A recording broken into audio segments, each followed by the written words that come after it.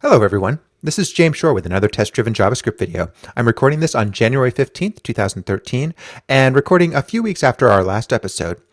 And what we are doing in this episode is working on fine-tuning our mouse gestures. So in our WeWikiPaint application, we have the ability to draw in our drawing area, which I love, and that is test-driven, as I've mentioned.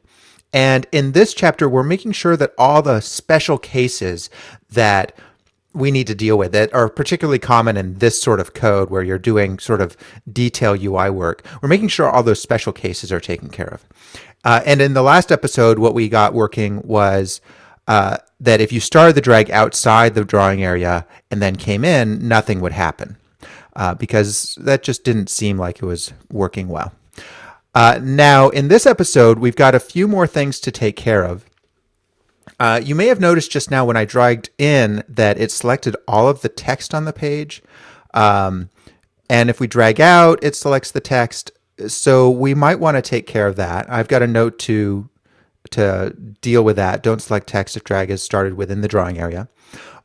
We should consider what happens if we drag outside the drawing area entirely, then let go. That seems to actually be working okay. And then we have the case of when we drag out and then come back in, funny things happen. So those are the fine-tuning things that we're dealing with. And this, by the way, is the kind of stuff that test-driven development tends to be better for. Not so much better for, but I certainly find that when I'm developing and doing testing manually, I take care of the happy cases, the big stuff. But testing that, it requires a lot of manual testing. You're going back and forth and back and forth.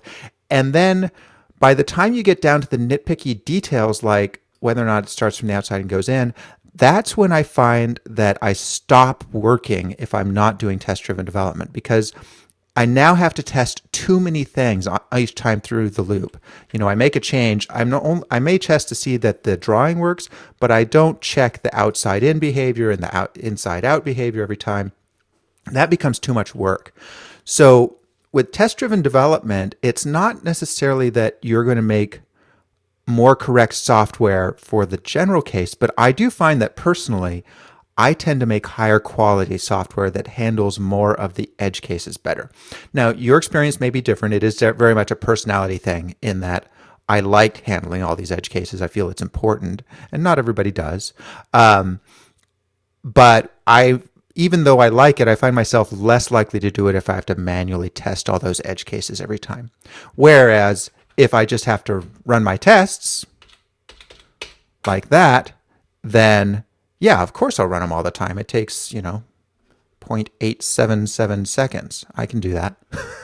I may be lazy, but I'm not that lazy. So anyway, let's go ahead and get back to this. So what I think I'd like to do next is if we start inside the drawing area and drag out and then come back in, I think I'd like that to stop the drag because of the nature of when we're moving quickly, we get some funny behaviors. So I think it'd probably be best if we just stopped dragging entirely. So that is the next thing to do. Now, Josh Flores, I hope I'm pronouncing your name right, he suggested that we use the mouse leave event. In the spike that we did in episode 52, we tried the mouse leave event. It didn't work, but that may have been because I just did it poorly. But so he suggests the mouse leave event, and thank you, Josh, for that suggestion. Looking at the code we have now, I actually wonder if it might be easiest to just continue to take advantage of the detection that we have that we've left the drawing area. So we'll see how that goes. So let's go ahead and write a test. So we've got stops drawing line segments when the mouse is up, does not start drawing if drag is started outside the drawing area. Let's say right here that it stops drawing when mouse leaves drawing area.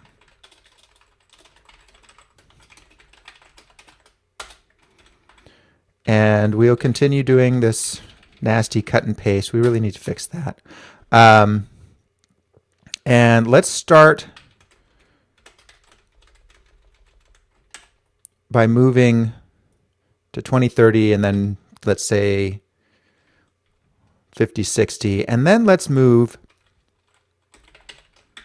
outside the area, which is going to be, let's say, 760, 770, and then pick up the mouse at that point.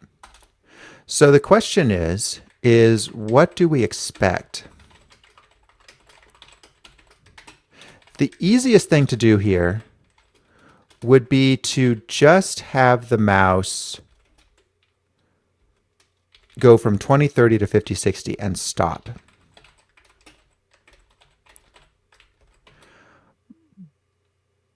But it might be nice.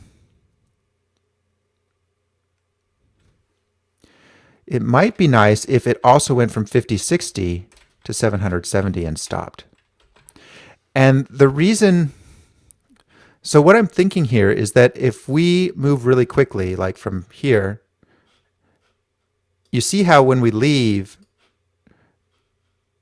how the mouse stops drawing before it gets to the edge when we're moving the mouse pointer really fast, and the CPU can't keep up with the events. It seems like in those sort of circumstances, we'd kind of like it to draw up to the edge and then stop. On the other hand, trying to calculate where that goes or where that cuts off seems like it might be kind of a pain in the butt. I mean, it might be worth doing, but it's probably overkill, and I don't know if it's really worth the time it would take on the series to do it.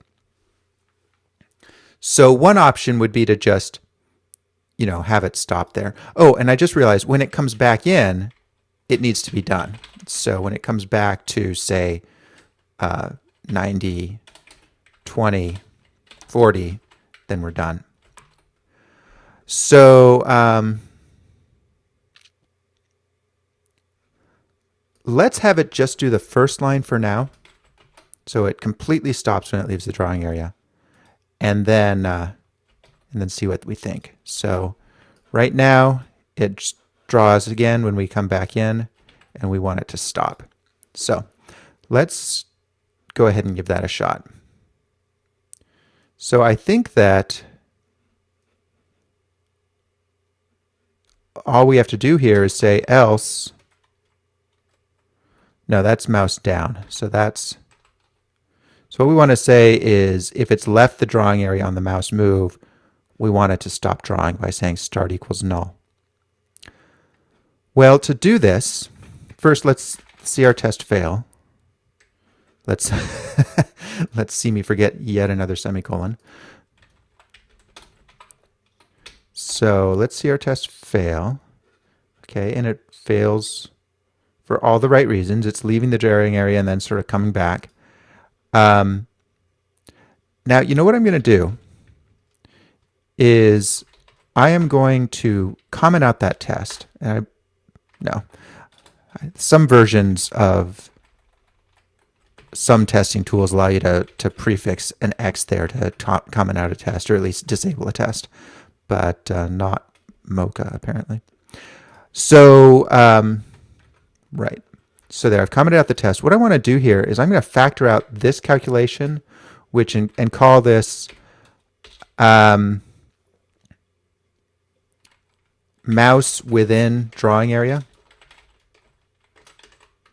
It's a bit verbose, but it gets the point across. So if the mouse is within the drawing area, then we do it. And then down here,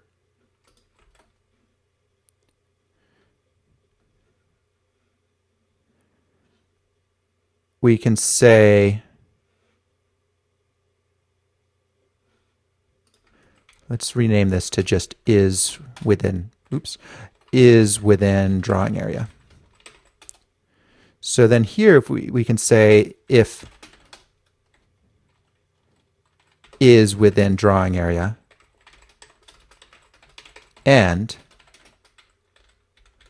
then we'll do that. Otherwise, we'll stop dragging.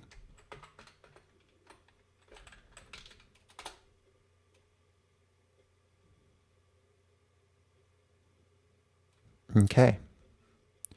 That passes. Let's see what happens when we try it.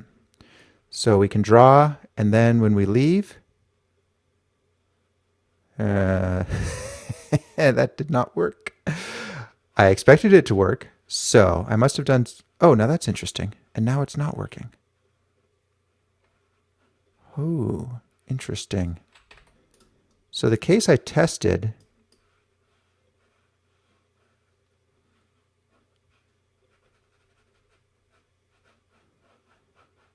Huh.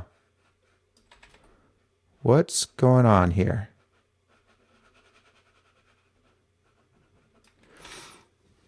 This, I think, illustrates why it's important to double check your test. Now, you notice I'm not double checking the tests that are already finished, but especially for user interface stuff like this, where it can be really subjective, it's always important to double check that you understand what you're programming, because just because your tests work doesn't mean you know what you're doing. And if you've been watching this long, you know how true that is. So why is it that this is passing and yet this code, and there it goes again, it worked that time.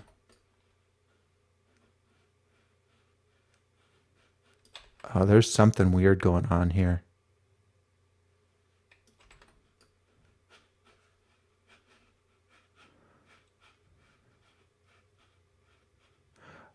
Ah, I think I know what it is too.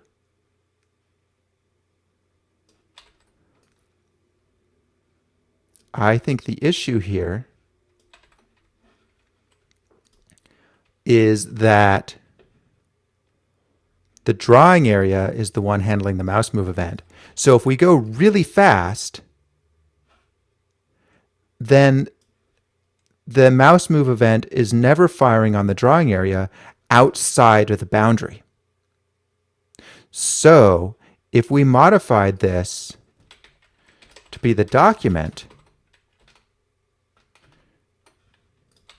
and reloaded, it would work fine. Yeah, look at that.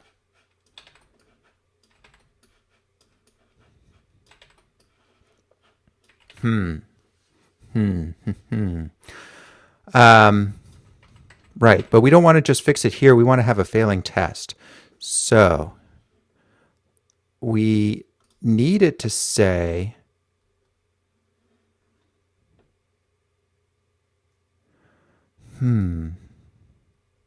how do we want to deal with this? How can we write a test that forces us to use the document here and not the drawing area?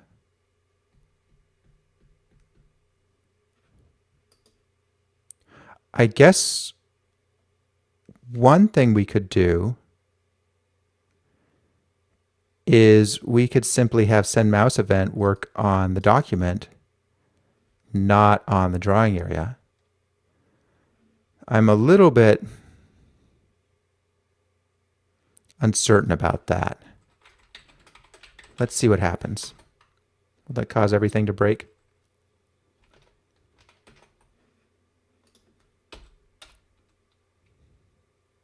It does cause everything to break. And then if we go here and change this to document, I think that will cause everything to pass. But no. Undefined is not an object.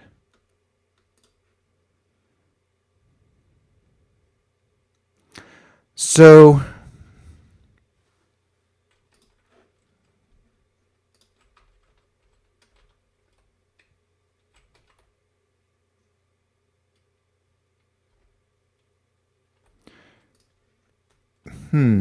yeah. Let's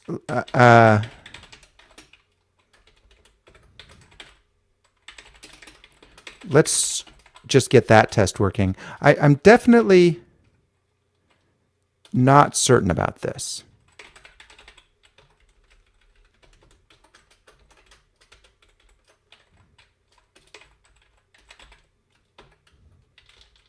I don't think we need to use jQuery here at all, actually. Drawing area is... Oh, it is a jQuery element. Okay, so let's see. I think maybe the issue with the reason the tests were failing before is because I didn't make both of these jQuery elements. No. Okay. Well, this is an unexpected wrinkle. That is the end of our time for this episode. So think about this between now and the next episode, and we will pick up with this next time. So once again, what we're doing here is we're working on fine-tuning our mouse gestures, and we specifically want the drag to stop when it leaves the mouse area. And we need that. And one way to fix that would be to have our events operate on the document, but we need to test drive that. And how are we going to do that? That's my question for all of you to think about. And leave your suggestions in the comments, and we'll pick up with this again next time. Thanks for watching, everybody. I will see you then.